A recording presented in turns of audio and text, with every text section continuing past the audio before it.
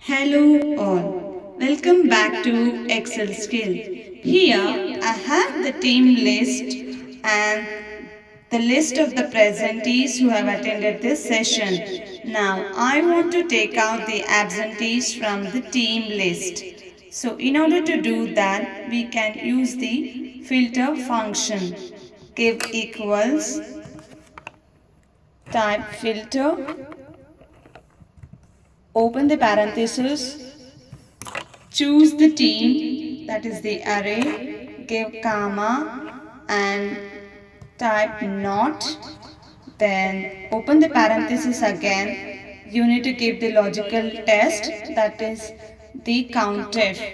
So type the counted, open the parenthesis, choose the range, that is the number of the people who have attended this session, give comma and again choose the team. Then close the parenthesis and hit enter. You can see the list of the absentees who have not attended the session. Do like, share and subscribe. I will come up with many more Excel tips and Excel hacks. Thank you for watching this video.